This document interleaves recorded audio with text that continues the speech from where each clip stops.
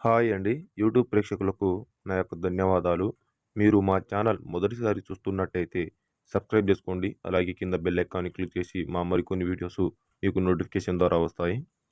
చూస్తున్నారు కదా, ఇది మరుగుమందు. ఈ మరుగుమందు చెట్టు ఇది. ఇదొచ్చేసి అతి శక్తివంతమైన మరుగుమందు చెట్టు.